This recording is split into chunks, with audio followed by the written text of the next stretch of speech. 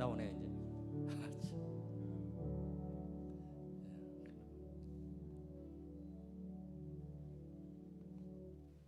그 십자가 가봐요.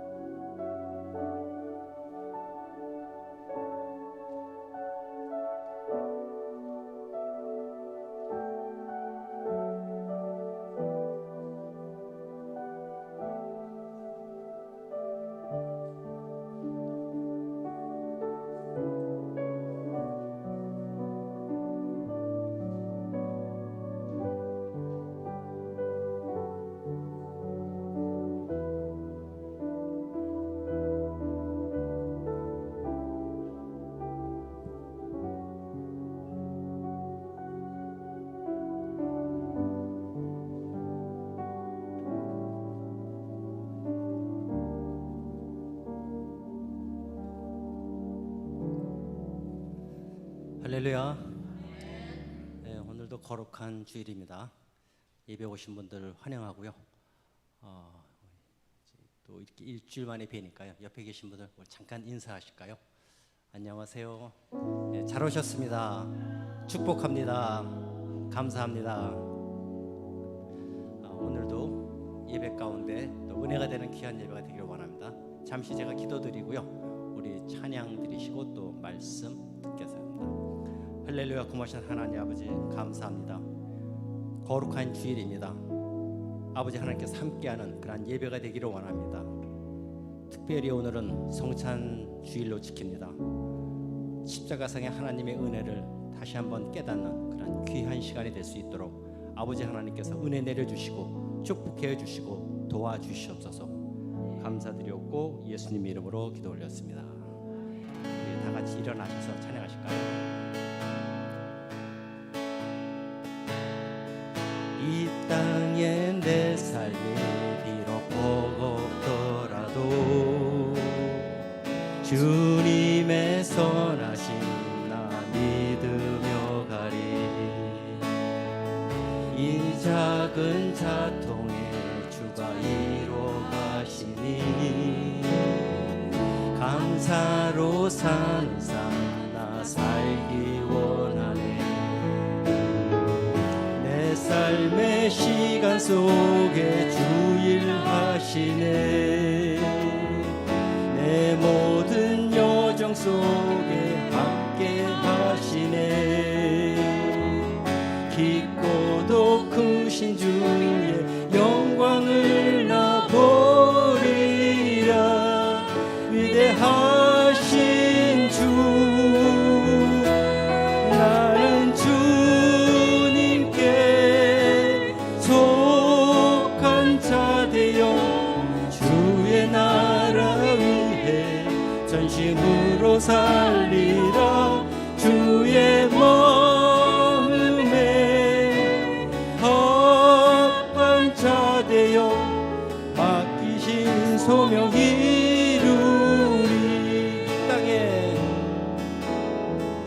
이 땅에 내 삶이 비록 버겁더라도 주님의 선하심 나 믿으며 가리. 이 작은 자통에 주가 이뤄 가시니 감사로 사는 삶 나 살기 원하네. 내 삶의 시간 속에 주일하시네. 내 모든 여정 속에 함께 하시네. 깊고도 크신 주의 영광을 나 보리라. 위대하신 주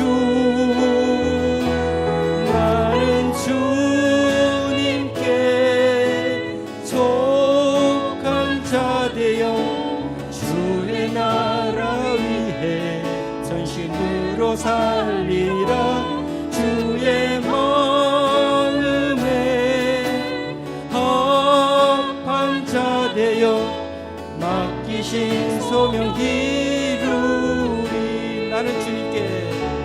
나는 주님께 속한 자 되어 주의 나라 위해 전심으로 살리라. 주의 마음에 합한 자 되어 맡기신 소명 이루리. 주님 다시 오실 때까지 나는 이 길을 가리라. 좁은 길 나의 십자가 지고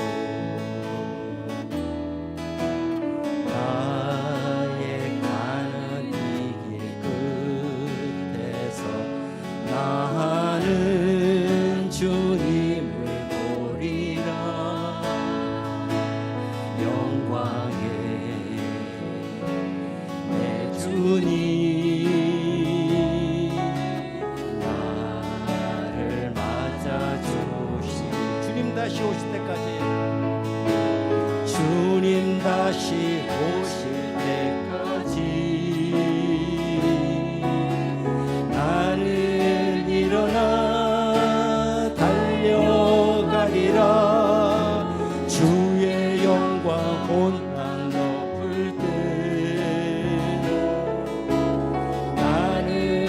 일어나 노래하리.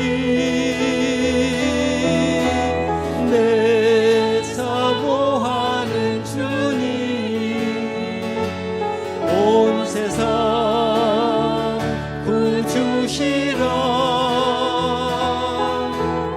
내 사모하는 주님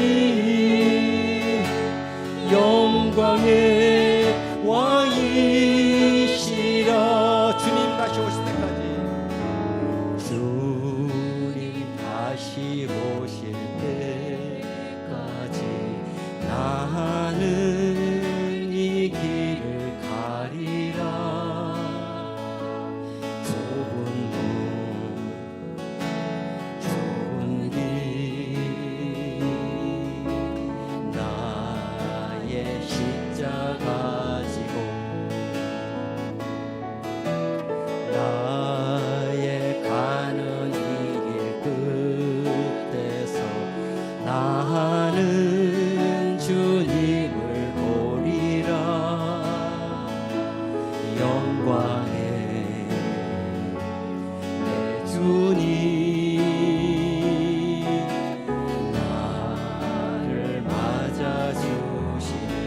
주님 다시 오실 때까지, 주님 다시 오실 때까지 나는 일어나 달려가리라. 주의 영광 온 땅 덮을 때 나는 일어나 노래하리. 내 사모하는 주님 온 세상 구주시라. 내 사모하는 주님 영광의 왕이시라. 내 사모하는 주님, 내 사모하는 주님 온 세상 구주시라. 내 사모하는 주님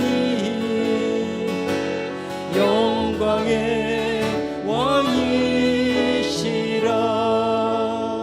아멘. 우리 이 시간에 다 같이 한번 기도하시겠습니다. 아버지 하나님, 오늘은 특별히 성찬 예배로 드립니다. 우리의 죄를 대신하여서 십자가에서 죽으신 주님을 생각하며 죄를 미워하고 죄의 쇠사슬을 끊어버리기를 갈망하는 믿음의 결단이 있게 해달라고 기도하시고요. 또 우리를 향한 하나님의 은혜와 사랑에 깊은 감사를 느끼고 오늘 이 성찬식 가운데에서 누리는 기쁨과 감격을 또 한 주간의 삶에서 다른 사람들에게 나눠줄 수 있는 은혜를 달라고 이 시간에 다 같이 기도하시겠습니다.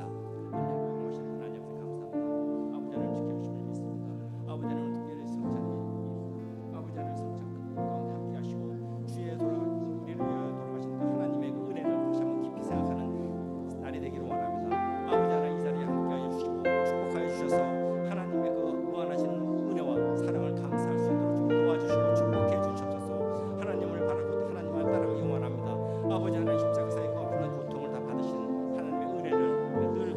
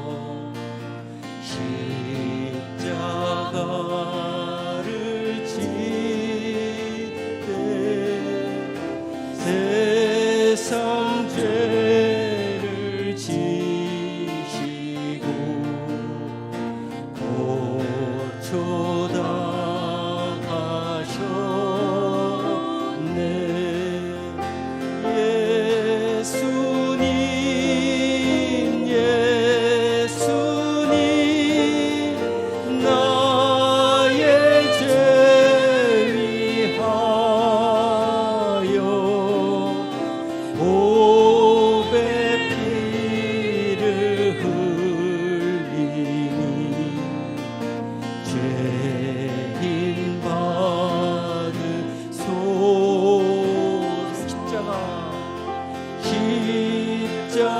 십자가를 지시는 무슨 죄가 있나. 저 무지한 사람들 메시아 주여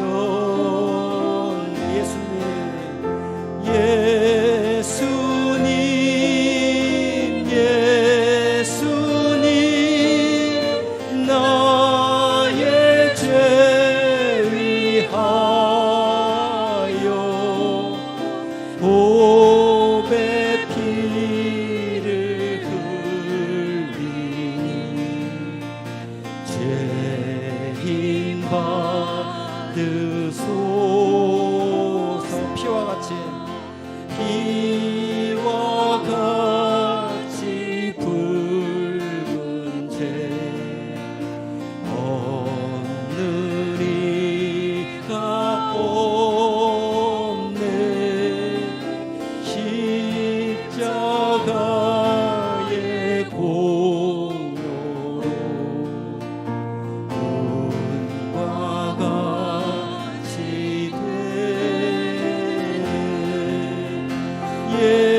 예수님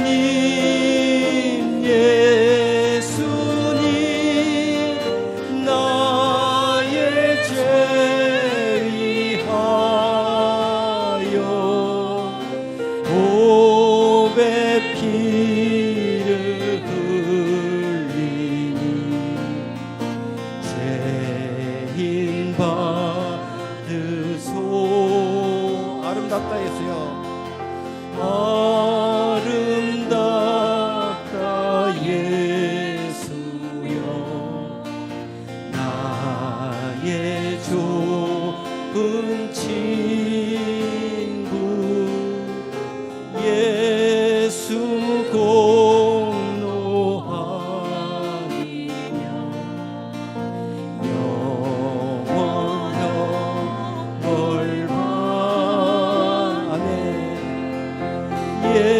예수님 나의 죄 위하여 보배 피를 흘리니 죄인 받으소서.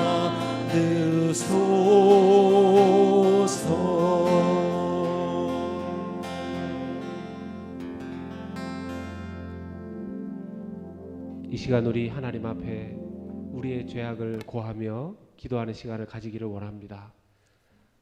이 한 주간을 돌아보며 예배의 자리에 나왔지만 완전하신 그 주님의 빛 앞에 우리를 비추어 보면 주님 하나님 앞에 회개해야 할 여러 가지 것들이 우리 속에서 발견됩니다.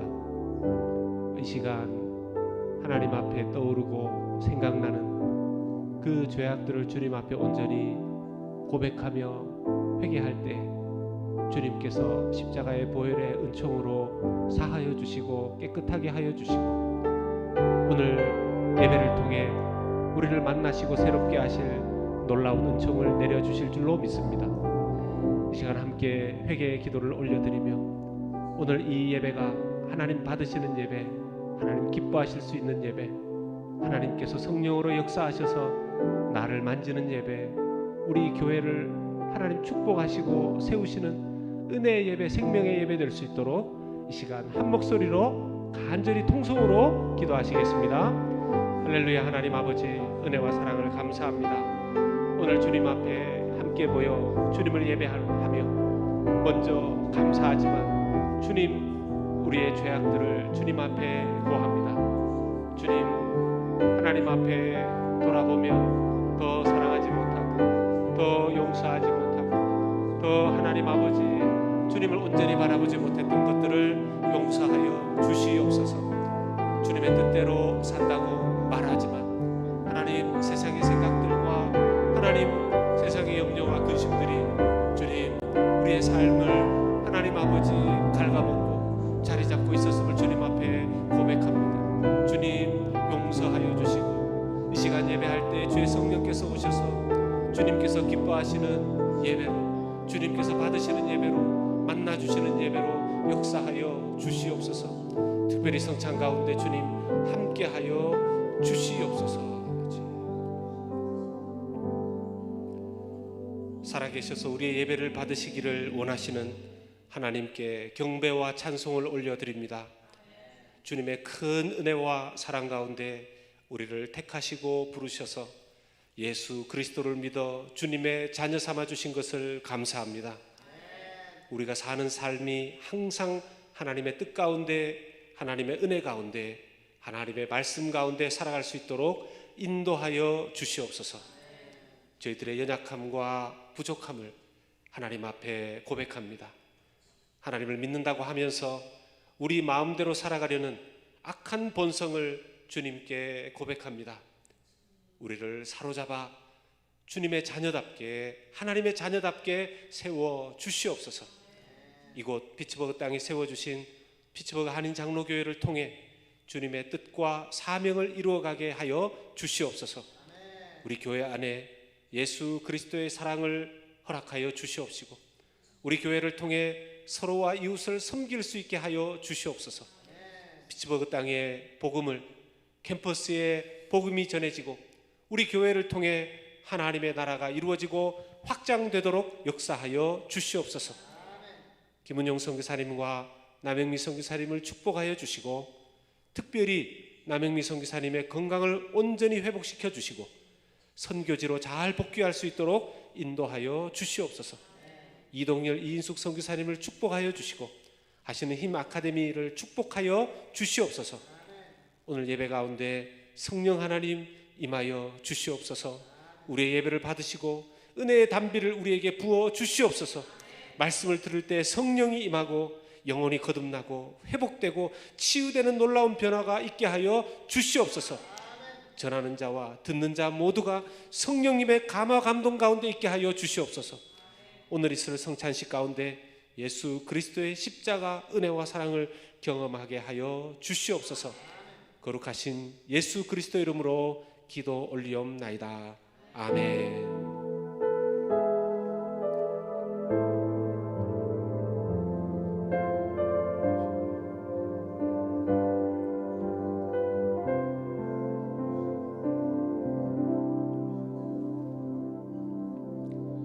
사도신경으로 신앙 고백하겠습니다.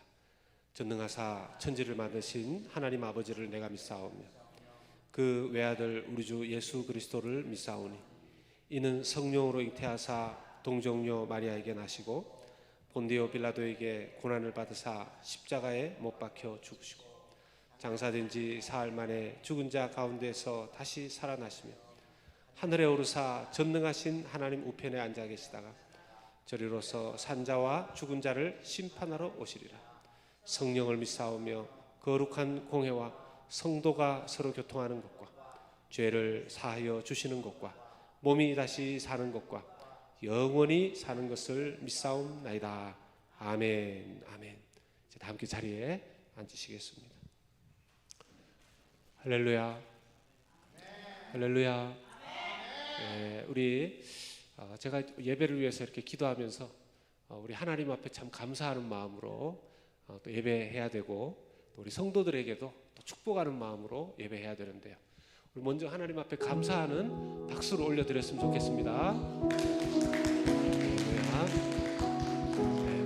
그리고 또 보면 여러분 우리 같은 우리 성도들 동역자들이 얼마나 귀합니까? 우리 한 주간 동안 또 이 땅 가운데서 주님께서 맡기신 삶 살기 위해서 참 열심히 뛰고 땀 흘리고 기도하고 또 이 예배 자리에 왔습니다. 우리 성도님들 향해서 우리 서로를 향해서 격려해 주시는 박수, 네, 축복해 주시는 박수, 네, 서로에게 보내주시면 감사합니다. 몇 가지 광고 말씀드립니다. 우리 BKPC 주일 예배 나오신 성도님들을 주님의 이름으로 환영하고요. 혹시 교회 처음 나오신 분이 있으시면 그냥 가지 마시고 가시기 전에 꼭 저와 우리 안내팀 만나서 인사 나누시고 가시면 감사하겠습니다. 오늘 예배 중에 설교 후에 성찬식이 있겠습니다. 새가족 환영회가 있는데요. 9월 10일 주일 예배 직후에 우리 많은 새가족들이 참석할 수 있도록 우리 새가족 환영회가 있습니다. 전도하시고 또 캠퍼스에 새로 오시는 분들 또 환영하시는 귀한 시간 되었으면 좋겠습니다. 많이 초청해 주십시오. 우리 사역자 모임이 있습니다. 9월 13일 수요일입니다. 수요 성령 기도회, 우리 줌으로 성령 기도회 마친 직후에 상반기 각 부서별 사역 보고와 후반기 활동 계획 논의를 위해서 우리 부장님들과 각 팀장님들 꼭 참석해 주시기 바랍니다. 이제부터 해서 내년도 계획들을 조금씩 논의하고 말하게 될 것입니다.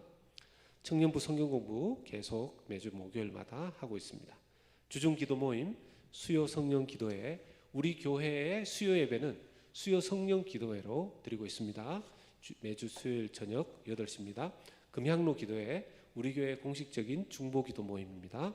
매주 금요일 오전 10시에 드려지고 있습니다. 중보기도함에 여러분들의 기도 제목을 작성해서 제출해 주시면 정성껏 기도하도록 하겠습니다. 예배부 섬기실 분들을 찾습니다.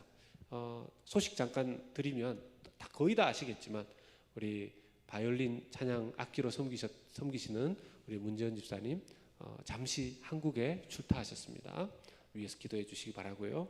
방송과 미디어 사역에 관심 있으신 분들 윤주영 집사님께, 찬양팀에서 악기 반주로 섬기실 분들 김종호 집사님께 문의해 주시기 바랍니다.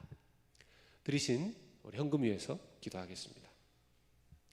우리 하나님이여, 이제 우리가 주께 감사하오며 주의 영화로운 이름을 찬양하나이다. 나와 내 백성이 무엇이기에 이처럼 즐거운 마음으로 드릴 힘이 있었나이까. 모든 것이 주께로 말미암아 싸우니 우리가 주의 손에서 받은 것으로 주께 드렸을 뿐이니이다. 아멘. 하나님 아버지, 우리의 삶 가운데 우리의 삶을 보살피시고 우리의 삶에 필요한 것들을 허락해 주시는 것을 감사합니다. 우리에게 주어진 그 모든 것들이 하나님께로부터 왔음을 고백하면서 하나님 약속을 따라 믿음을 따라 하나님 앞에 헌금을 올려드립니다. 11조와 감사헌금, 주일헌금, 성교헌금 올려드린 사랑하는 성도들, 믿음의 손길과 고백 위에 주님께서 축복하여 주시고 놀라운 은혜를 부어 주시옵소서. 하나님 앞에 더 드리고 싶지만 기도하며 지금의 상황을 올려드리는 성도들이 있습니다. 하나님 아버지, 그 기도를 보시고 들으시고 응답하여 주셔서 저들의 필요를 채워주시고 저들의 삶의 창고에 주님께서 넉넉하게 인도하여 주시옵소서. 드려진 헌금을 통하여 하나님의 나라가 확장되고 주의 몸된 교회가 풍성해지도록 인도하여 주시옵소서. 감사하옵고 예수님 이름으로 기도 올리옵나이다. 아멘. 오늘 함께 나누실 하나님 말씀 보겠습니다. 오늘 함께 나누실 하나님의 말씀은 창세기 16장 1절에서 6절까지 말씀이 되겠습니다. 창세기 16장 1절에서 6절까지 말씀이 되겠습니다. 제가 가진 구약 성경으로 19면에 있습니다. 다 찾으신 줄로 알고 한 절씩 저와 여러분 교독하고 마지막 6절은 다 함께 읽도록 하겠습니다. 제가 먼저 읽습니다. 아브라함의 아내 사레는 출산하지 못하였고 그에게 한 여종이 있으니 애굽 사람이요 이름은 하갈이라. 사레가 아브라함에게 이르되 여호와께서 내 출산을 허락하지 아니하셨으니 원하건대 내 여종에게 들어가라. 내가 혹 그로 말미암아 자녀를 얻을까 하노라 하매 아브라함이 사레의 말을 들으니라. 아브라함의 아내 사레가 그 여종 애굽 사람 하갈을 데려다가 그 남편 아브라함에게 첩으로 준 때는 아브라함이 가나안 땅에 거주한 지 10년 후였더라. 아브라함이 하갈과 동침하였더니 하갈이 임신하니 그가 자기 임신함을 알고 그의 여주인을 멸시한지라. 사레가 아브라함에게 이르되 내가 받는 모욕은 당신이 받아야 옳도다. 내가 나의 여종을 당신의 품에 두었거늘 그가 자기의 임신함을 알고 나를 멸시하니 당신과 나 사이에 여호와께서 판단하시기를 원하노라. 아브라함이 사레에게 이르되 당신의 여종은 당신의 수중에 있으니 당신의 눈에 좋을 대로 그에게 행하라 하며 사레가 하갈을 학대하였더니 하갈이 사레 앞에서 도망하였더라. 아멘.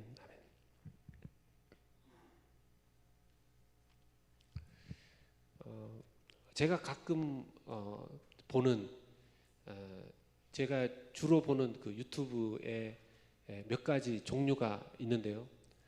그 중에 하나는 이제 강아지 나오는 걸 제가 강아지를 기르지는 못해도 보는 걸 좋아하고요. 이제 대리만족이죠.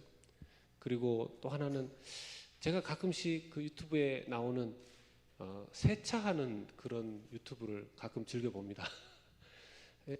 세차를 막 하는 걸 보면 마음이 괜히 깨끗해지는 것 같고 그런 마음이 들어서 하는데요. 어떤 그 한 분의 세차하는 유튜버의 내용을 좀 제가 가끔 보는데 이분은 사실은 전문적으로 세차를 업으로 삼는 분은 아니에요. 봉사 차원에서 주변의 이웃들의 아주 더러워진 차를 깨끗하게 세차해 주고 그걸 이제 유튜브에 담으면서 또 그 차 주인과 대화를 나누고 하는 그런 분이십니다. 한 번은 이렇게 제가 근데 보면 그분이 그 유튜버가 가지고 오는 차들은 보면요 실외도 굉장히 더럽지만 실내는 거의 쓰레기더미예요. 저는 처음에는 세차하는 방법을 알려주나 싶어서 이제 그걸 봤는데 보니까 그게 아니었습니다. 이 유튜브에 등장하는 차들은 실내가 정말 쓰레기도 그런 쓰레기가 없고 쓰레기가 여러분 이렇게 차 안에 쓰레기가 치우지 않고 쌓이고 쌓이면 아시죠?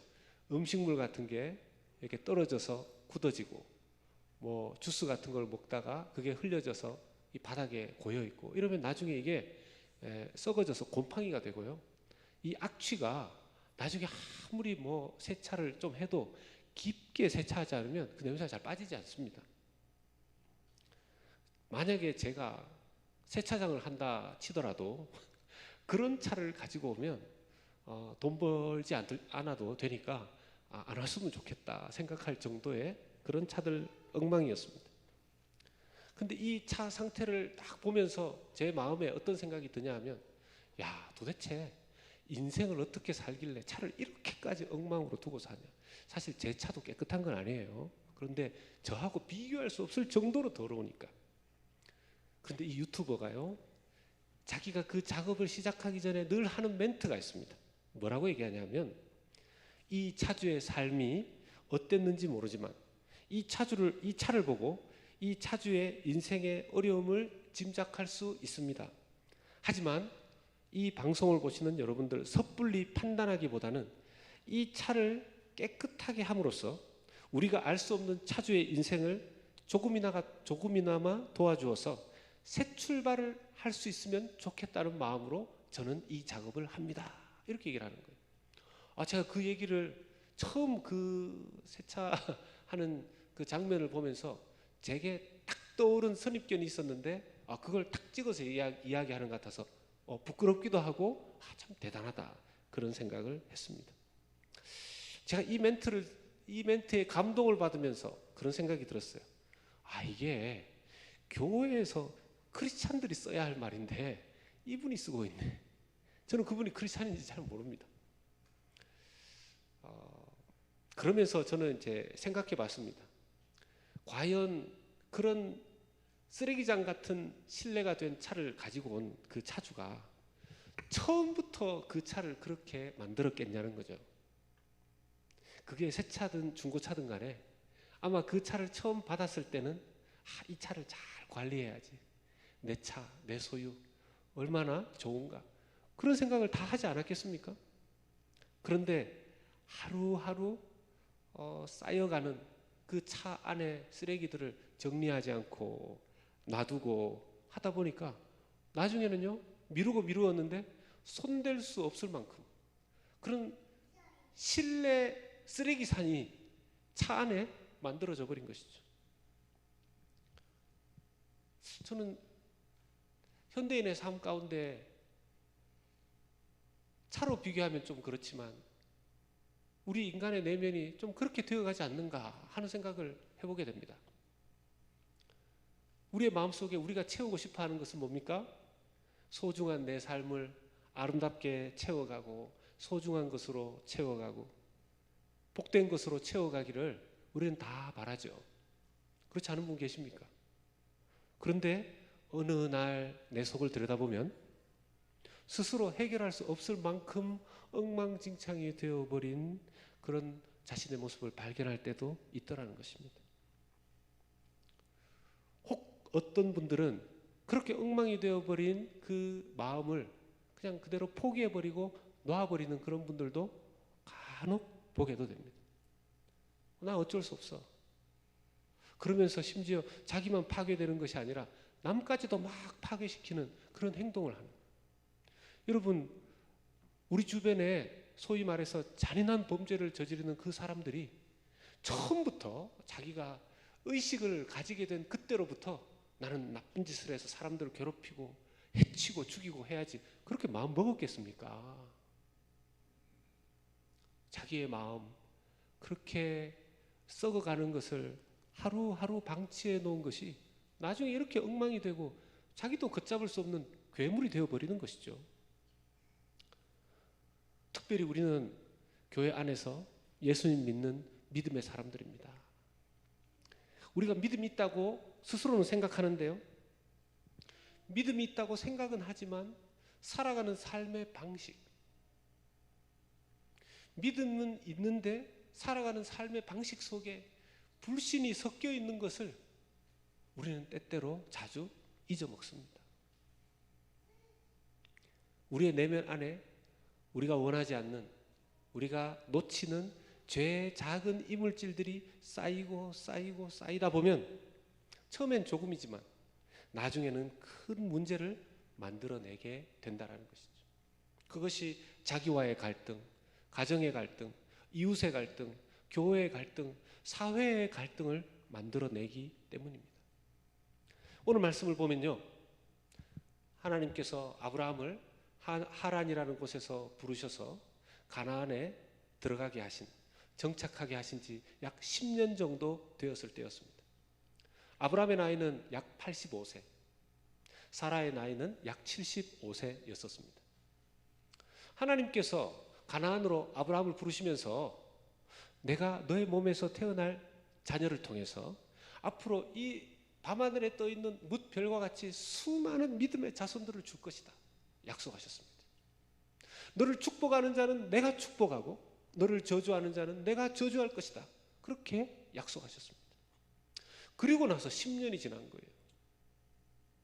10년의 세월이 흐른 거죠. 처음에는 그런 생각을 했습니다. 이 아브라함과 사라 사이에 아이가 태어나야 되는데 아이가 생기지 않는 거죠. 사라는 기다렸습니다.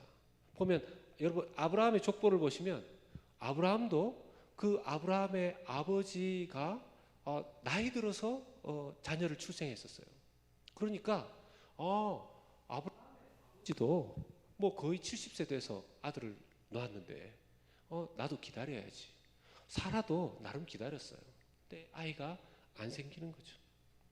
자, 75세가 사라가 되고 보니까 여러분, 75세 아이를 낳는다는 생각을 여성이 하기가 어렵지 않습니까? 이거 불가능한 얘기잖아요. 남편은 85세. 그래서 이 사라는 생각합니다. 자기가 데리고 있는 수많은 여종들 가운데에서 제일 믿을 만한 한 명의 여종을 데리고 와서 이 사람을 대리모를 시켜야 되겠다. 이건 그 당시의 문화와 관습에서는 전혀 문제되는 것이 아니었습니다. 그때 당시에는 이건 그냥 일반적인 주인과 하녀, 종들 사이에서는 다 이루어지는 일이었고요. 심지어는 그렇게 해서 여종이 주인의 아이를 출산하면 모든 소유권이 다 주인의 것이기 때문에 그렇게 해서 그 태어난 아이도 당연히 주인의 아이였었습니다. 이 사라는 그런 생각을 하게 된 것이죠. 늘 조용히 지내던 사라가 아브라함에게 굉장히 강하게 요청했습니다. 내가 지금 이제 아이를 낳을 수 없으니까 내 여종 중에서 한 명 당신하고 동침해서 아이를 가지고 그것이 나의 아이가 되게 해라. 다른 때는 보통 가만히 있던 이 조용하던 사라가 너무 적극적으로 얘기하니까 아브라함이 그 요청을 받아들였습니다. 왜냐하면 그때 당시에 대부분의 사람들이 관습적으로 다 하던 거였거든요. 문제가 되지 않는 거죠. 아브라함도 그렇게 하겠다고 한 겁니다. 첫날 밤을 보냈는데 첫날 밤 보내고 곧바로 임신이 된 겁니다. 아브라함도 대단하죠. 구약 학자들은 이렇게 얘기해요. 사라가 75세 때 자기 남편 나이 85세 때 남편에게 아직도 생산 능력이 있다라는 것을 사라는 알고 있었다 이렇게 얘기해요. 네. 그래서 그렇지 않았으면 이런 시도를 아예 안 해봤겠죠. 근데 문제는 사라의 아이디어로는 너무나 당연한 그 당시의 관습으로 이 문제를 풀어가려고 했는데 이것이 갈등의 큰 서막이 시작된 것이었습니다. 여종과 갈등이 생깁니다. 아브라함은 난처해집니다. 하나님께서는 이 장면에 나타나지 않으십니다. 하나님 좀 말려주시지. 여러분 아시지 않습니까? 그렇게 해서 여종 하갈에게서 태어난 아이가 이스마엘입니다.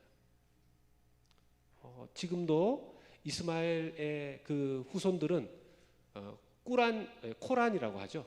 그 코란을 믿는 이슬람 교도들이 거의 대부분 이 이스마엘의 후손들입니다. 이스라엘 자손들과 끊임없이 악연으로 얽히고 설킨 민족이 바로 그때 그런 식으로 태어나는 것이죠. 여러분, 이 장면을 통해서 우리가 깨달아야 되는 건 뭘까요? 남편은 아내의 말 들으면 안 된다. 아내는 이렇게 애가 생기든 말든 무조건 그냥 가만히 있어야 된다. 이런 교훈을 받아야 됩니까? 저는 이 말씀을 묵상하면서 우리가 기도해야 되는 정말 중요한 원리 하나를 깨닫게 됩니다. 기도해야만 되는 중요한 원리. 오늘 설교의 제목을 이렇게 붙였는데요. 우리가 왜 꼭 기도해야 되는가? 기도 안 해도 하나님 우리의 필요를 다 아시는데 왜 우리 꼭 기도해야 됩니까? 왜 우리 꼭 반드시 기도해야 됩니까? 그 중에 정말 중요한 이유 중에 하나가 이겁니다. 세상의 뜻이 아닌 하나님의 뜻대로 살기 위해서 우리는 기도해야 됩니다. 한번 같이 읽어봅시다. 시작. 세상의 뜻이 아닌 하나님의 뜻대로 살기 위해 기도해야 됩니다. 아멘. 이렇게 얘기하면 꼭 이렇게 질문하는 분이 계십니다. 목사님, 기도 많이 하는 어떤 분을 제가 아는데요. 그분을 보면 그렇게 하나님 뜻대로 사는지 잘 모르겠습니다. 이 말은 꼭 그런 분을 보면서 신앙생활하면 안 되죠. 이 말은 이런 뜻이 됩니다. 예를 들어서 여러분 건강해지기 위해서 운동하시는 분들 계시죠? 저처럼 이 뛰는 러닝하는 분도 계실 거고 또 피트니스 가셔서 이렇게 웨이트를 근육 운동하는 분도 계실 겁니다. 그럼 그렇게 운동하신 분들 중에서 몸을 키우고 힘이 좋아졌는데 그분들 중에서 다니면서 자기 힘으로 누군가를 패고 때리고 그래서 저렇게 힘 좋아져 봤자 하는 짓이 다 남 패고 다니고 저렇게 남봉질 하는데 운동할 필요 있을까요? 그렇게 이야기하는 거랑 별 차이 없는 거죠. 여러분 정말 기도 생활 열심히 하시는 분들 중에 그런 분들은 소수예요. 그런 분들 소수예요. 정말 진실하고 간절하게 하나님 앞에 기도하는 분들이 얼마나 많은데요. 여러분 사라는 하나님을 믿는 사람일까요? 안 믿는 사람일까요? 네, 사라는 하나님을 믿는 사람이죠. 사라의 말 속에 하나님에 대한 믿음이 서려 있습니다. 창세기 16장 2절 말씀을 보면 사라가 아브라함에게 이르되 여호와께서 내 출산을 허락하지 아니하셨으니 원하건대 내 여종에게 들어가라. 내가 혹 그로 말미암아 자녀를 얻을까 하노라 하매 아브라함이 사라의 말을 들으니라. 사라가 고백하잖아요. 여호와께서 내 출산을 허락하지 아니하셨다. 사라는 이걸 배웠어요. 여러분, 사라도 처음에 하나님 잘 몰랐습니다. 사라도 하나님 잘 몰랐습니다. 그런데 여러분 기억하십니까? 지금 이제 아브라함 창세기 설교를 쭉 하면서 아브라함과 사라가 그 가뭄 기근이 와서 이집트로 잠시 피신한 적이 있었어요. 그때 바로 왕에게 이 아내 사라가 빼앗길 뻔한 적이 있지 않습니까? 그때 하나님께서 그 집에 이런 재앙을 내리셨죠. 창세기 12장 17절을 보면 이 파라오 왕이 사라를 취하려고 했을 때 여호와께서 아브라함의 아내 사라의 일로 바로와 그 집에 큰 재앙을 내리신지라. 여러분, 그 큰 재앙이 뭐였겠습니까? 그때 당시에 그 궁 안에 있는 이 사건이 한 번 더 사실 그 뒤에도 있는데 그냥 모든 태의 문을 다 닫으시고 하나님께서 내리신 재앙이 눈에 보일 정도였던 거죠. 그런 경험을 해가면서 사라에게도 믿음이 생깁니다. 와, 우리 남편 아브라함이 믿는 하나님이 살아계시는구나. 아, 이 하나님이라는 분이 대단하신 분이구나. 이 왕 정도는 하나님께서 그냥 한 방에 제압하시는구나. 이걸 사라도 본 거죠. 깨달은 거죠. 그리고 아브라함 남편을 통해서 자기의 자손이 나중에는 하늘의 저 별과 같이 후손이 많아질 것이다라는 그런 약속의 말씀도 아브라함 남편을 통해서 들었습니다.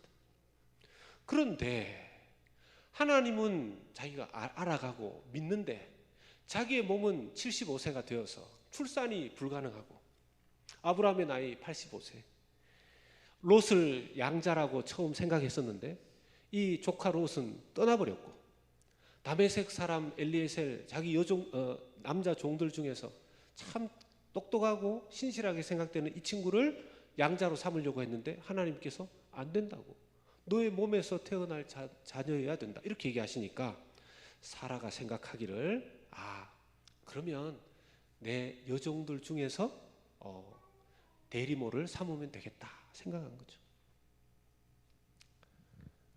하갈은요, 하갈이라는 이 사람의 이름 뜻은 도망입니다. 도망. 하갈의 히브리어 이름의 뜻이 도망입니다. 도망. 처음부터 이 여종의 이름을 하갈로 붙이지 않았던 것 같아요. 이 사건이 있고 나서 이 여종의 이름을 하갈이라고 명칭한 것 같습니다. 성경 보면 많이 그러거든요.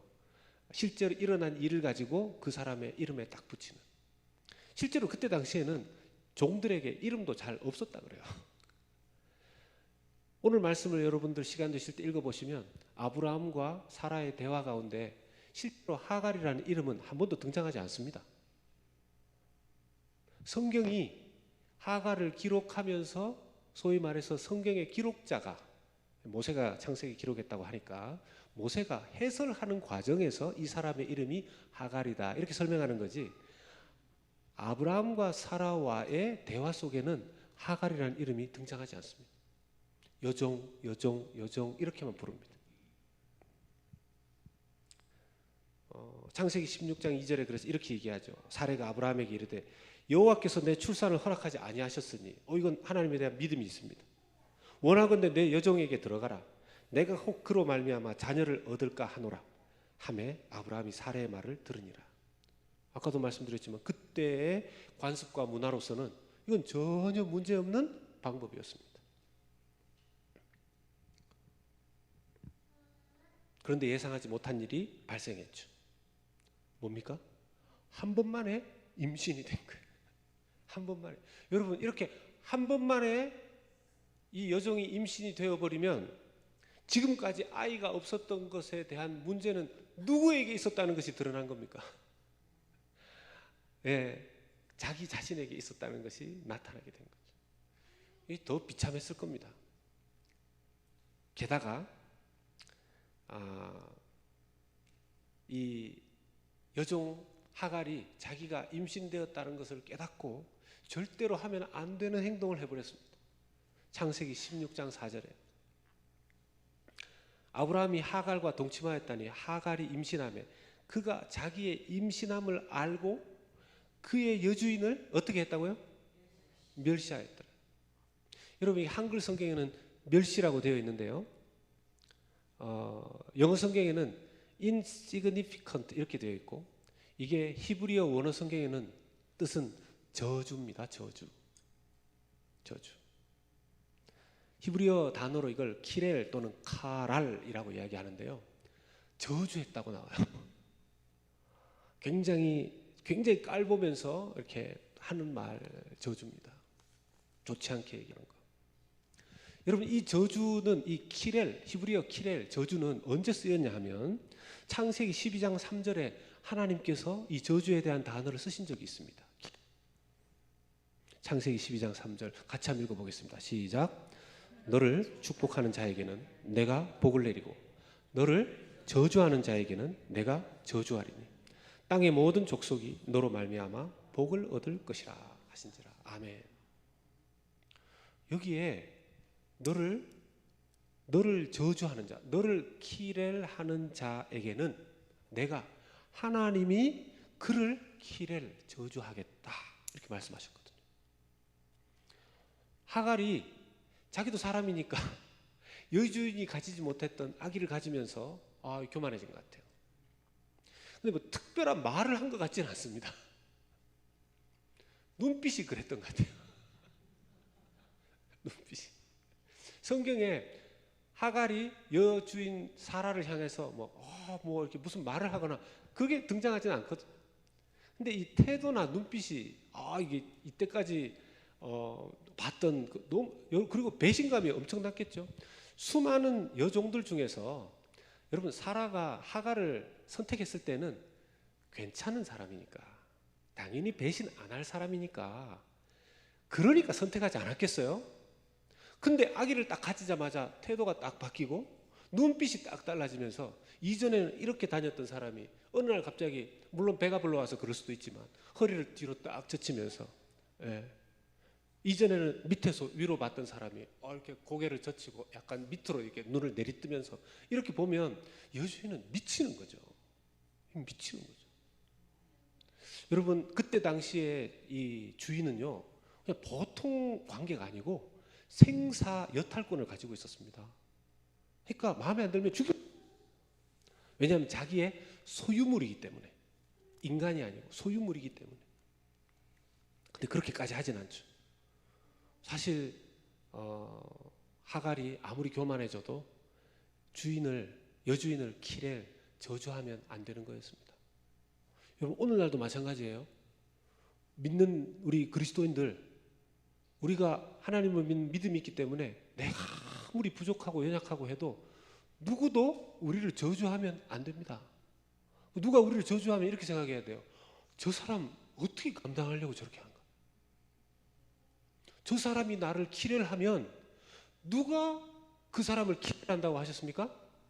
하나님이. 그렇죠. 여러분, 우리는요, 우리 믿는 자들은 누가 나를 깔보고 무시하고 해도 아이고, 저 사람 큰일 날 짓을 하고 있네. 그래서 불쌍하게 여겨야 돼요. 그리고 오히려 반대로 우리는 뭘 해줘야 됩니까? 왜 여기서 말이 안 나오십니까? 오히려 우리를 저주하는 사람이 있으면 우리는 어떻게 해야 되죠? 축복해줘야 됩니다. 왜요? 여기 하나님께서 말씀하셨죠. 내가 너를 축복하는 자에게는 그에게 복을 내리겠다고 하셨어요. 복을 주시겠다고 하셨어요. 여기에서 여러분, 큰 차이가 딱 나버립니다. 하갈이 낳은 자녀, 이 자녀도 복을 받습니다. 복을 받아요. 이스마엘도, 왜냐하면 죽지 않고 도망가서 거기서 굶어 죽지 않고 하나님께서 나중에 보면 데리고 오게 해서 복을 주시고 너도 큰 민족을 이루겠다. 복을 주십니다. 복을 주십니다. 근데 그가 받은 복은 뭡니까? 그냥 세상의 일반적인 복이고, 정말 아브라함과 그 사라 그리고 그에게 태어날 후손들, 그렇게 해서 예수 그리스도를 통해서 하나님께서 세우실 그 자손들에게 주시는 복은 이런 일반적인 복이 아니고요, 하나님께서 주시는 약속의 복을 받는 사람들이라는 것이죠. 여러분, 세상 사람들도 복을 받고 우리도 복을 받아요. 차이는 뭡니까? 우리는요, 하나님과 우리 사이에 약속과 언약의 복을 받는 사람들인 줄로 믿습니다. 다른 세상 사람들이 받는 복은 아무리 그것이 물질적인 복이든 명예의 복이든 무슨 복이든지 간에 그건 세상 일반적인 복이에요. 그 복은 이 세상에 유한한 것이지, 약속의 복과 약속의 자녀가 아닌 사람은 하나님께서 그 끝을 책임지지 않습니다. 하갈은 믿음으로 시작한 것 같았지만, 하나님을 믿는 믿음으로 했지만 결국 그때 당시에 있는 일반적인 관습 속에 아무런 문제가 없다고 해서 그런 결정을 한 것이었었죠. 왜 이런 갈등이 생기고 이스마엘이 정말 사람이 이 세상에 태어나면 다 복의 자식인데 나중에는 끊임없이 이스마엘과 얽히고 설키는 악연 속에 있게 되고 하나님의 약속의 자녀로 잘 들어가지 못하고 지금도 엉뚱한 신 믿고 있지 않습니까? 안타깝게도. 물론 이슬람들 중에서도 하나님께 돌아오는 사람들이 있습니다. 그걸 전도하기 위해서, 선교하기 위해서 나가신 선교사님들도 계시고요. 도대체 사라와 아브라함이 의도하지 않았지만 잘못한 게 뭘까요? 아브라함과 사라는 당시의 문화와 관습으로 하나님 믿으면서 할 수 있는 것을 했을 뿐인데 말입니다. 이게 문제예요. 이게 문제입니다. 우리가 날마다 숨 쉬면서 살아가는 이 현재 세상의 문화와 관습 안에는 하나님의 뜻과 충돌하거나 하나님이 원하시지 않거나 하나님의 뜻과 반대되거나 오히려 악한 사단에게 속해 있는 문화와 관습들도 섞여 있습니다. 우리가 이것을 잘 구별하지 않는다면 우리 역시 아브라함과 사라가 저질렀던 실수들, 하나님의 뜻과는 상관없는, 하나님을 믿으면서도 하나님의 뜻과 상관없는, 오히려 하나님의 뜻에 반대되는, 하나님의 나라의 갈등을 일으키는 그런 삶을 살아갈 수도 있다는 것이죠. 그래서 디모데후서 2장 15절에는 이렇게 말씀하십니다. 너는 진리의 말씀을 옳게 분별하며 부끄러울 것이 없는 일꾼으로 인정된 자로 자신을 하나님 앞에 드리기를 힘쓰라. 아브라함이 그때 당시의 기준으로 아무 문제가 없는 제안을 받았다 할지라도, 또 사라의 제안도 별 문제가 없다 할지라도 아브라함이 해야 됐던 건 뭡니까? 하나님께 기도해야 됐습니다. 하나님 앞에 기도해도 그냥 기도하는 게 아니라 소리 높여 간절히 기도했어야 됩니다. 왜냐하면 굉장히 중요한 거거든요. 자기의 약속의 자손을, 하나님의 약속을 어떻게 받을까 말까가 연결되어 있는 거거든요. 이런 대목에서 여러분, 제가 이곳에 계신 우리 남성분들에게 감히 도전하고 싶은 것이 뭐냐 하면, 가정 안에서 남성들이 하나님 앞에 깨어있고 기도하는 사람이 되어야 되는 줄로 믿습니다.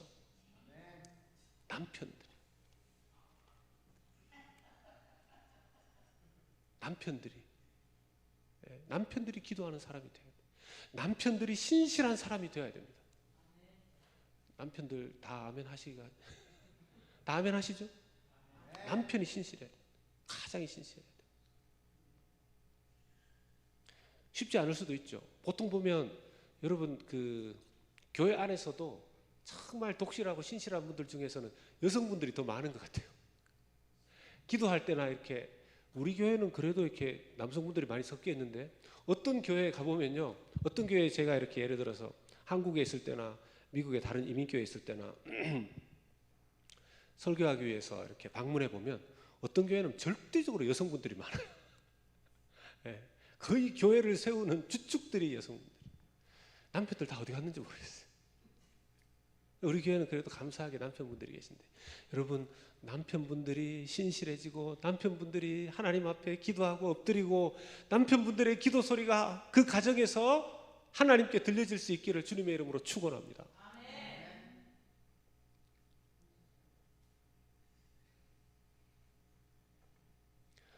우리가 사라를 욕할 수 없어요. 왜냐하면 그때 당시에 다 그랬으니까. 그때 문화와 관습 속에서는 아무 문제가 되는 게 아니었습니까? 여러분, 오늘날 우리가 믿는 자들로서 이렇게 살아갈 때 여러분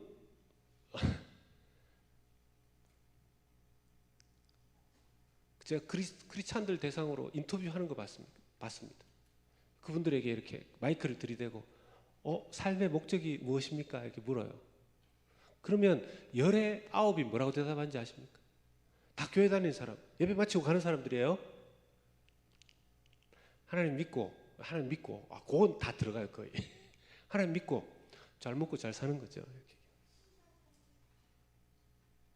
어떤 분들이 막 화가 날 때 막 서로 막 삿대질하면서 다시는 안 볼 것처럼 그래 잘 먹고 잘 살아라 막 이런 분들 계시잖아요. 그 축복인지 뭔지 잘 모르겠지만 여러분, 예수 믿는 사람도 뭐 저를 포함해서 이렇게 이 땅에서 하나님 잘 믿고 잘 먹고 잘 사는 거가 목적이 되면 여러분, 그때 당시에 아브라함과 사라가 하나님 앞에 이거 별 문제 아닌데 왜 이게 갈등의 서막이 되느냐를 의심하듯이 여러분, 우리의 삶 속에 하나님 앞에서 내가 하나님을 믿는데 그 믿음 안에 불신이 섞여 있어가지고 우리도 모르는 사이에 우리 속에 너 하나님 잘 믿고 있는데 근데 하나님 믿으면서 다 세상 사람들처럼 잘 먹고 잘 살아야지 나도 그러면서 살고 있을 뿐인데 왜 내 속에 하나님을 믿는 은혜가 충만하지 못하고 자꾸만 하나님과 나와의 사이에 갈등이 생기고 그것이 교회와의 갈등, 사회와의 갈등으로 자꾸만 커지는가? 왜 그럴까요? 정말 하나님 앞에서 하나님 빛 가운데 은혜 가운데 말씀 가운데 은혜 가운데 나가서 기도하지 않고 있기 때문에 그런 거죠.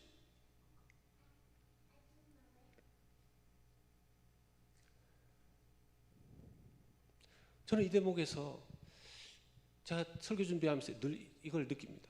설교를 하고 뒷부분에 그럼 오늘 설교의 내용이 뭡니까? 이러면 그래 목사님 기도 많이 하란다. 여보 좀 우리 기도 좀 많이 하자. 이렇게 끝날 가능성이 많은 거죠. 목사님 맨날 똑같은 얘기. 기도 많이 하시고 막 예배 열심히 드리시고 전도 열심히 하시고 맨날 그런 얘기. 그래서 오늘은 제가 설교 준비하면서 한 주간 기도하면서 그런 생각이 들었어요. 안 되겠다. 제가 우리 교회에 여러분 저는 우리 교회에 막 거대하고 거창한 목표 그런 거 없습니다. 세계 선교를 책임지는 교회 저는 그런 목표는 없습니다. 세계 선교는 우리가 다 책임 못 집니다. 우리가 책임질 수 있는 영역의 책임만 지면 돼요.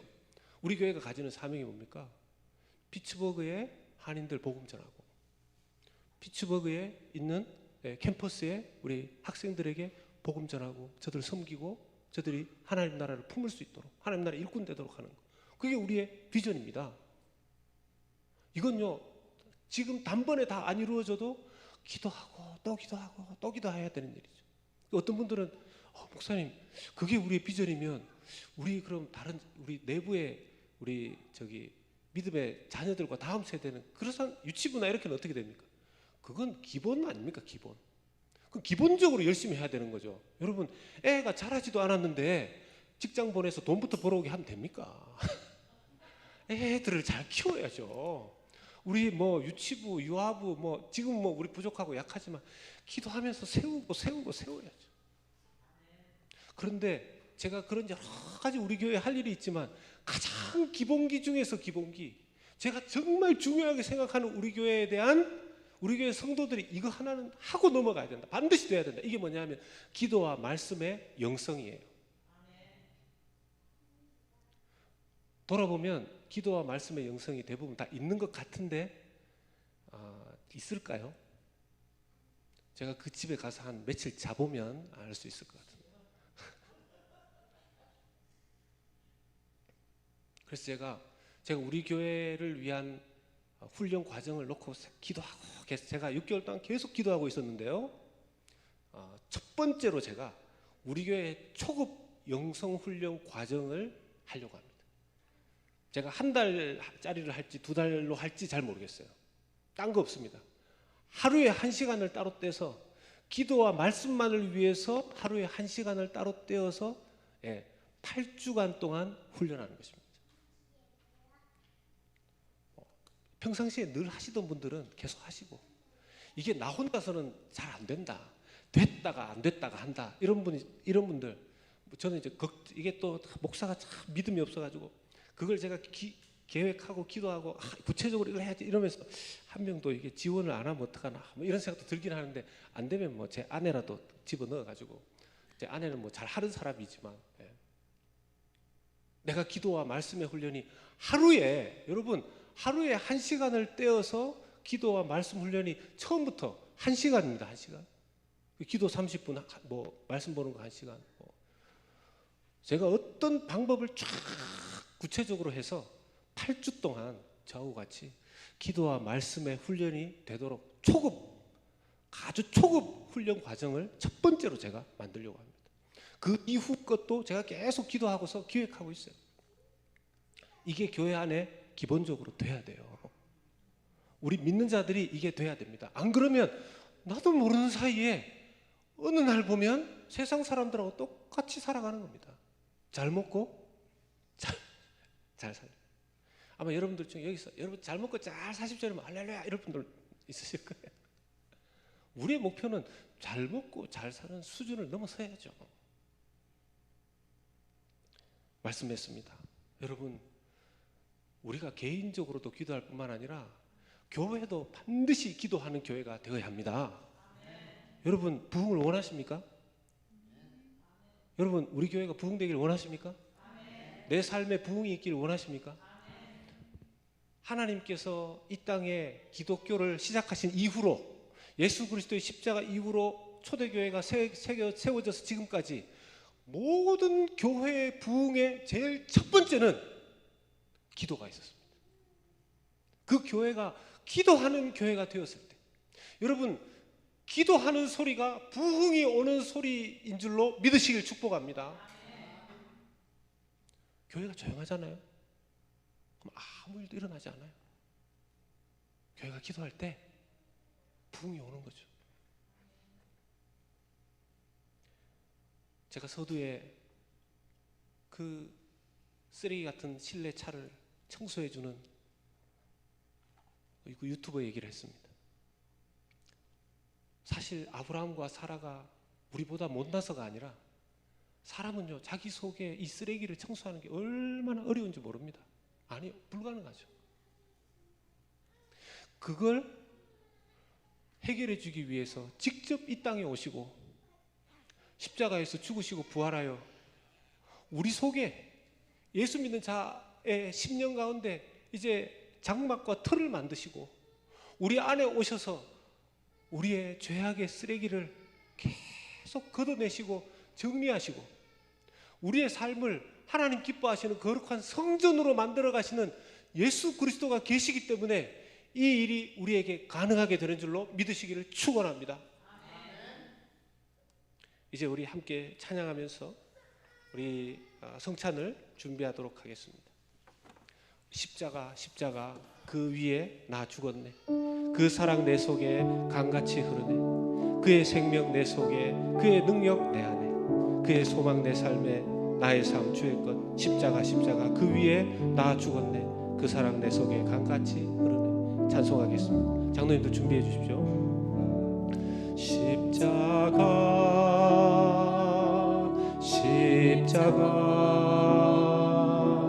그 위에 나 죽었네. 그 사랑 내 속에 강같이 흐르네. 그의 생명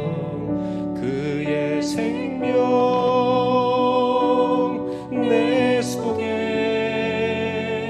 그의 능력 내 안에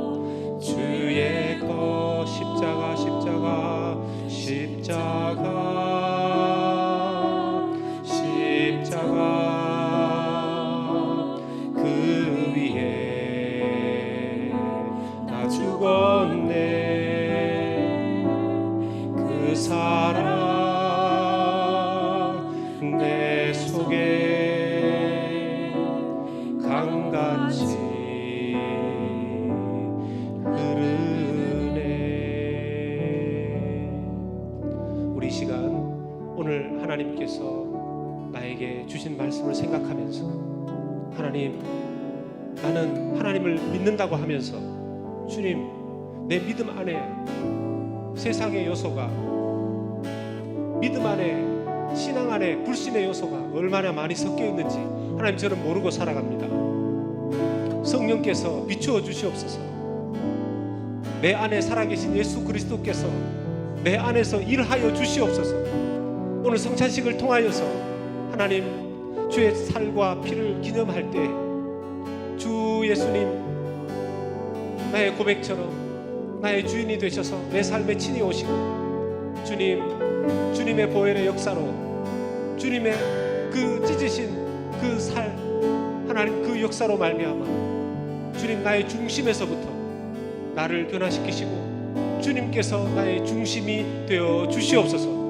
우리 시간 함께 기도하며 성찬을 준비하도록 하겠습니다. 함께 기도하겠습니다. 할렐루야. 하나님 아버지,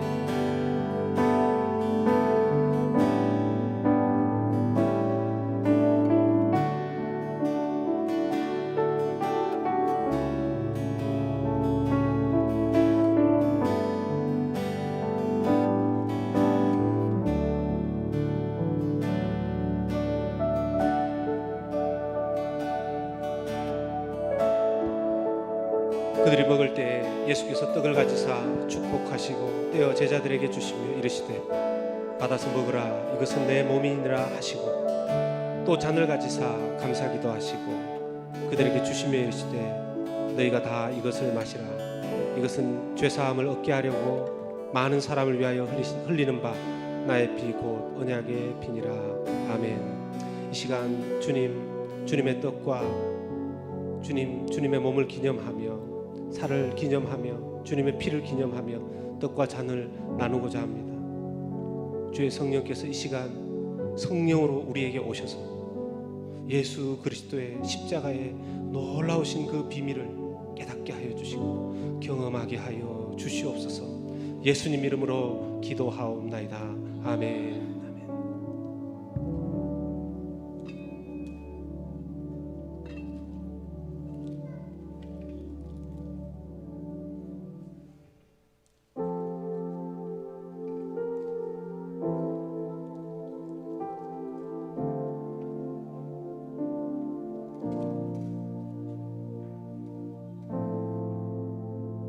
기도하시면서 떡과 잔을 받으신 분들은 잠시 기다리셨다가 우리 형제 자매님들 한 번에 같이 고백하면서 성찬할 수 있기를 원합니다.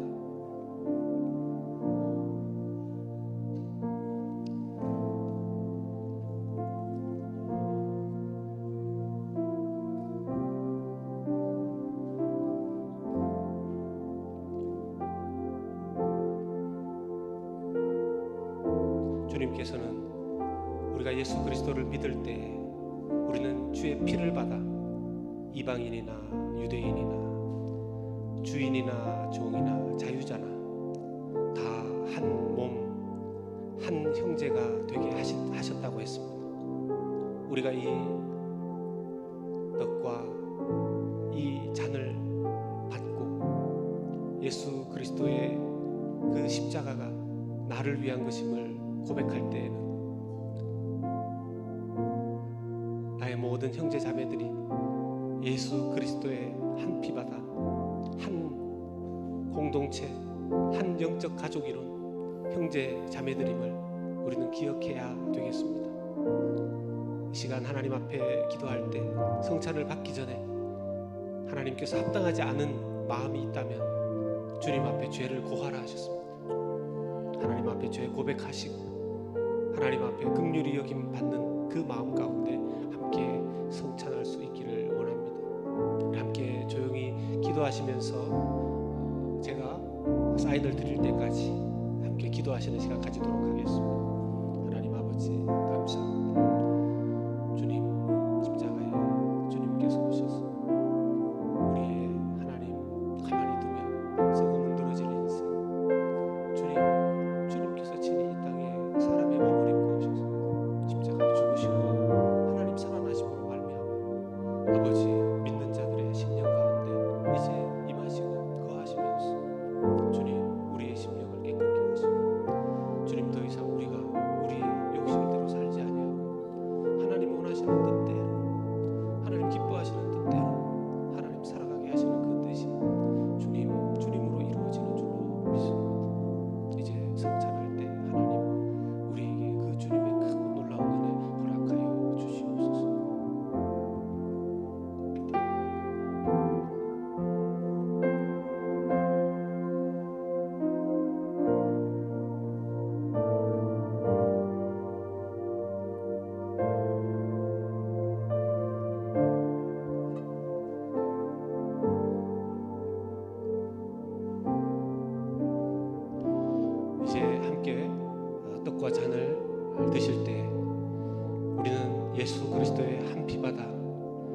몸이른 그리스도의 형제 자매입니다. 그 고백과 함께 우리는 이 잔과 떡을 먹습니다.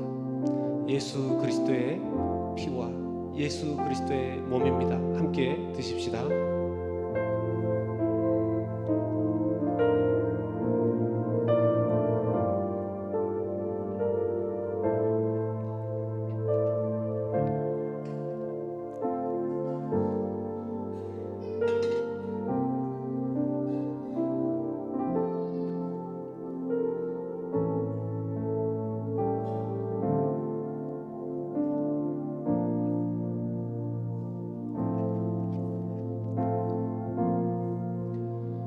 우리의 스스로의 인생 가운데 해결할 수 없는 죄의 끈질긴 오염과 우리 스스로 벗어날 수 없는 죄의 사슬을 끊기 위하여 이 땅에 직접 친히 우리를 위해 오시고 사람의 몸을 입고 오신 그 주님께서 십자가에서 우리를 위해 그 생명의 피를 흘려주시고 우리를 위하여 그 존귀한 몸을 찢어주신 것을 감사합니다.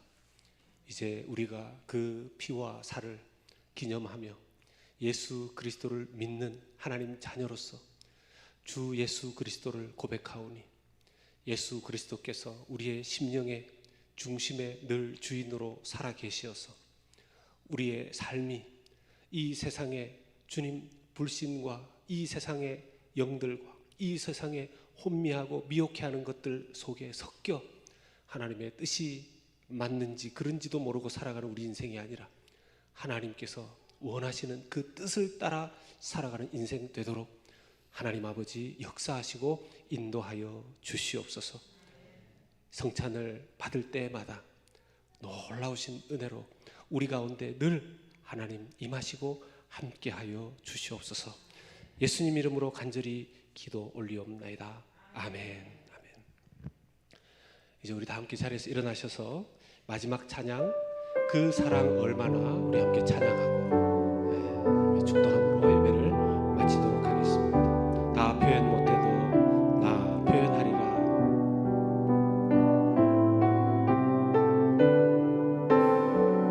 다 표현 못해도 다 표현 못해도 나 표현하리라. 다 고백 나 고백하리라. 다 알 수 없어도 나 알아가리라. 다 닮지 못해도 나 닮아가리라. 다 표현 못해도 다 표현 못해도 나 표현하리라. 다 고백 못해도 나 고백하리라.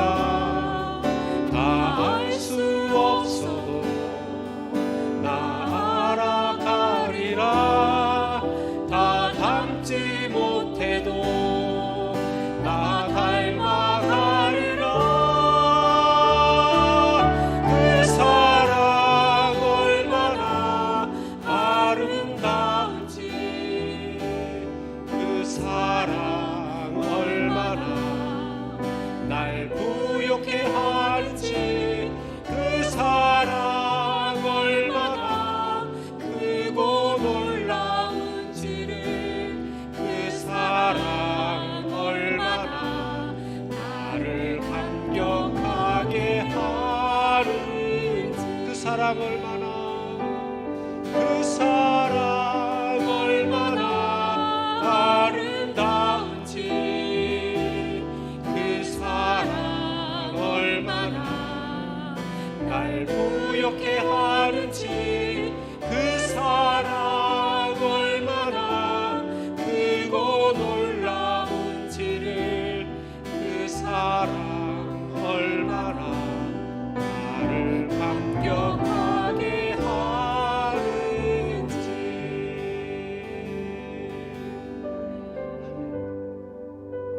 이번 한 주간 하나님께서 우리에게 주신 그 기도의 능력을 사용하고 하나님께서 우리에게 주신 그 기도의 기쁨을 경험하고 이번 한 주간 하나님께서 우리에게 주신 그 기도 가운데에서 하나님과 끊임없이 연결되어 있는, 하나님께서 우리에게 고난을 주실 때에 기도해야 되는 이유는 그 고난이 우리의 삶에 하나님 주시는 벌이나 저주가 결코 아니라 어떤 상황에서도 하나님과 연결되어 있어야 하는 것을 가르치기 위한 하나님의 훈련 과정임을 믿기 때문입니다.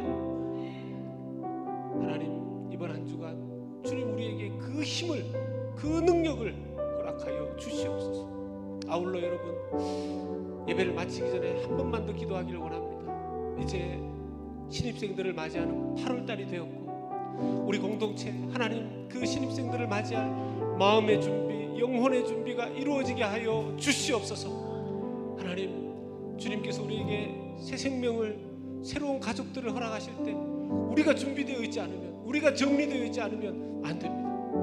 하나님 앞에 그 준비를 철저히 하고 정말 예수 그리스도의 그 마음과 심정으로 하나님 저들을 만날 수 있도록 우리 교회 은혜 베풀어 주시기를, 우리 시간 한번 우리 통성으로 한번 같이 기도하겠습니다. 할렐루야. 하나님 아버지 감사합니다. 주님, 우리 교회 축복하여 주셔서 주님께서 하나님 주를 사랑하는 형제자매들을 불러 모아 주셨는데, 이제 특별히 8월 하나님 새로운 가족들, 새로운 신입생들이 하나님 오는 때 주님 저희들의 마음의 준비, 영혼의 준비, 하나님 생각의 준비 하나님 이루어질 수 있도록 도와주시고 역사하여 주시옵소서. 기도하며 준비하게 하소서. 또 하나님 앞에 부르짖으며 간절히 기도하며 준비되게 하여 주시옵소서. 인간적인 생각들이 배제되어지고 주님이 원하시는 뜻을 따라 하나님 아버지 우리가 준비되도록 인도하여 주시옵소서. 이 모든 말씀 우리 주 예수 그리스도 이름으로 기도하옵나이다. 아멘. 우리 공동체 고백으로 함께 고백합니다. 우리는 세상으로부터 부름받은 하나님의 백성입니다. 또한 세상으로 보냄받은 그리스도의 제자입니다. 하나님을 기쁘게 찬양하는 예배자, 이웃을 열심히 구원하는 복음의 증인, 한몸된 교제를 나누는 건강한 지체, 아낌없이 사랑을 실천하는 봉사자, 배움을 통해 그리스도를 본받는 성숙한 성도가 됩시다. 그리하여 우리 모두 하나님을 영화롭게 하는 성령 충만한 공동체가 됩시다. 아멘.